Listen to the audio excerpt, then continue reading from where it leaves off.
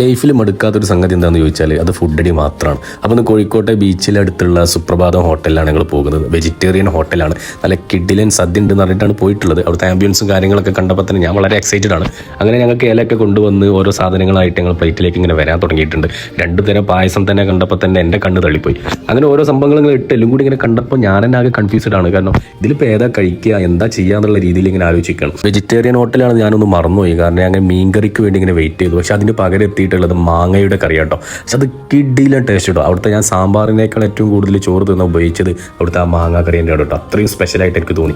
പിന്നെ വേറൊന്ന് എടുത്ത് പറയാനുള്ളത്, ഈ ഒരു സംഭവമാണ് അവിടുത്തെ ഏറ്റവും വെറൈറ്റി എന്നാണ് ഞാൻ മനസ്സിലാക്കുന്നത്. ഈ തിരുവനന്തപുരം ഭാഗത്തൊക്കെ മാത്രം ഉണ്ടാക്കുന്ന ഒരു സ്പെഷ്യൽ സംഭവമാണ് ദാൽബോലി എന്ന് പറയുന്ന പരിപ്പ് പോലെയുള്ള പരിപ്പിൻ്റെ ഒരു എന്താ പറയുക, ആ ഒരു സംഭവത്തിൻ്റെ കൂടെ പായസം കൂടിയൊക്കെയാണ് മിക്സ് ആക്കിയിട്ട് ഇങ്ങനെ അവസാനം ആ സദ്യയുടെ മുകളിലേക്ക് ഇങ്ങനെ നമ്മൾ കഴിക്കുമ്പോൾ നമുക്ക് കിട്ടുന്ന ഒരു സാറ്റിസ്ഫാക്ഷൻ ഉണ്ട്.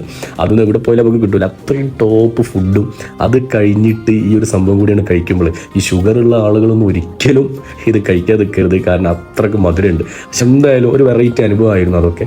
അവിടെ ഒരു വെറൈറ്റി ആയിട്ട് തോന്നിയിട്ടുള്ളത് ഈ ദാൽബോലിയുടെ കൂടെ നമ്മൾ ഈ പായസം മിക്സ് ആക്കിയിട്ട് ഇങ്ങനെ കഴിക്കുമ്പോൾ ടേസ്റ്റ് തന്നെയാണ്. ഞാൻ ലൈഫിൽ ആദ്യമായിട്ടാണ് അങ്ങനെ ഒരു സംഭവം തന്നെ ഞാൻ കഴിക്കുന്നത് കേട്ടോ. അപ്പോൾ എന്തായാലും നമുക്ക് ഇതുമാതിരി ഒരുപാട് വീഡിയോസ് വരാണ്ട്. കത്തിയുടെ സിനിയും ഒരുപാട് വീഡിയോസുമായി നിങ്ങളുടെ മുന്നിൽ വരും. അപ്പോൾ നിങ്ങളൊക്കെ സപ്പോർട്ട് ചെയ്യുക. ഇതുപോലത്തെ നല്ല സ്പോട്ടുകൾ കാര്യങ്ങളൊക്കെ ഉണ്ടെന്നുണ്ടെങ്കിൽ നമ്മളെ കമന്റിലോ അല്ലെങ്കിൽ നമുക്ക് പേഴ്സണലായിട്ട് നിങ്ങൾ മെസ്സേജ് അയക്കാം. അപ്പോൾ ശരി, വീണ്ടും നമുക്ക് അടുത്ത വീഡിയോയിൽ കാണാം.